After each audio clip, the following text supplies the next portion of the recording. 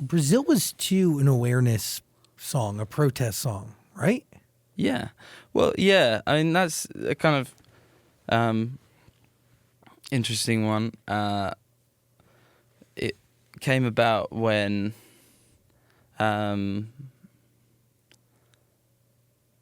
sort of between like the Brazil Olympics and the World Cup, there was on one side sort of corruption in FIFA going on, which I was kind of interested in because I'm a big football fan, soccer fan, and It's okay, we understood. you just you gotta say it twice. Yeah, so there was sort of that, and sort of alongside that, like all this shit going on in Rio for the World Cup, you know, people being sort of moved out their homes, basically moved on, and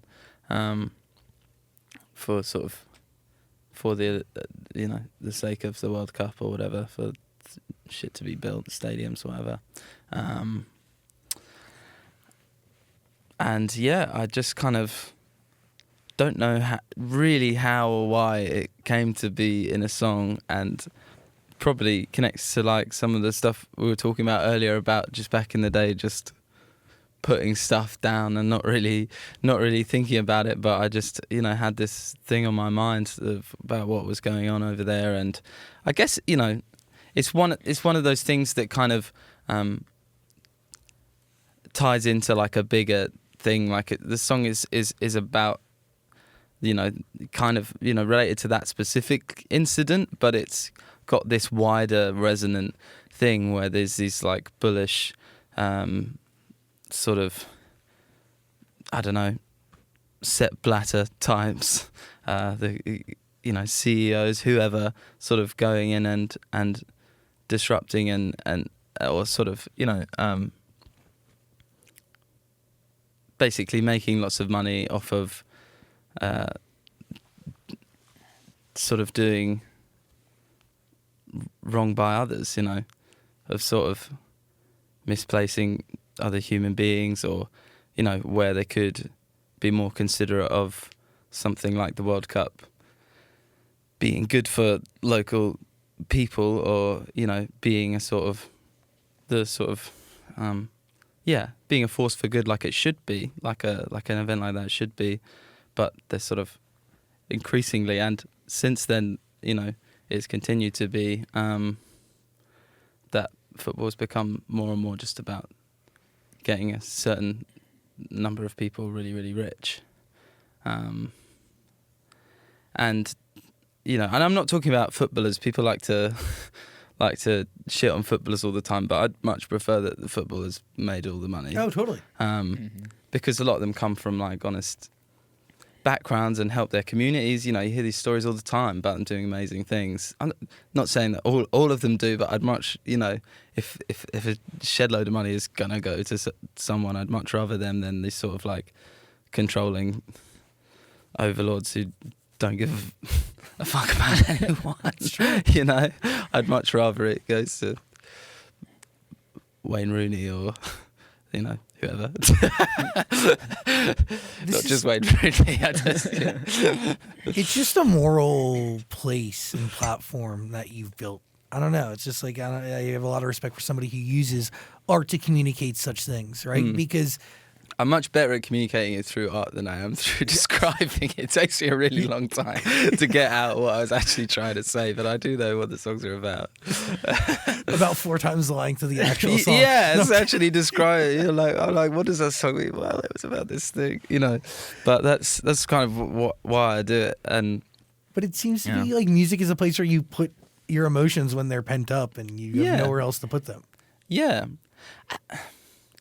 And you can be a little more like, I don't know, succinct as well, because you can spend time writing it, you know, like writing an email, an aggressive email, and getting all the perfect digs in, you know, like it's, you know, I just find that you can kind of piece together all the right things, and that's, I think, Yeah, just my way of expressing all manner of different things, and a lot of it, particularly early on, but still now it's a part of my music. You know, I'm looking at the wider world and things going on that maybe go under the radar. It's a bit more difficult to do that now, I think, because of how prevalent like social media is.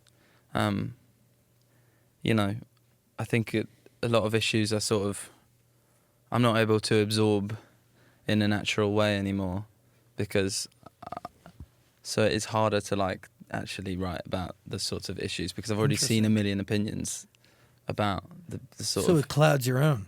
Yeah, and I kind of have to sit with it, but then I sort of wind up a little bit confused. Whereas like then I could kind of, I don't know. But isn't that like a larger thing, right? The fact that Yeah. most news is received at first from an opinionated source.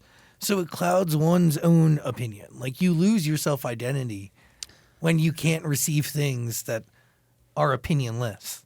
Yeah.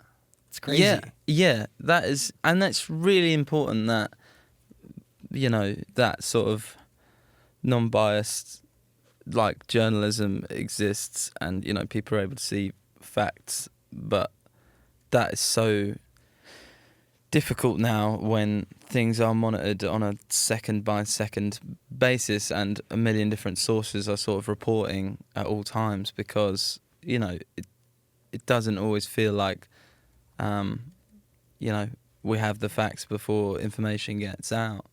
And I just find it, I don't really know what sources I trust. There's definitely like times, a lot of the time where you just feel like you know little bits about a lot of things, but not really a lot about anything, you know.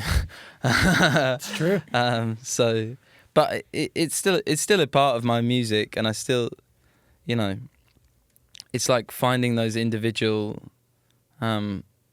things that can sort of tell a wider story. Like in Brazil, you know, it's about football, but it's about a wider problem about, you know, selfishness on the core base of it. Corruption, Profit exactly. over people, the whole thing. Yeah, and that doesn't just exist there. You know, that's something that resonates because it exists in so many different industries all over the world, in governments. You Literally everywhere. know. Yeah. In everything. Yeah.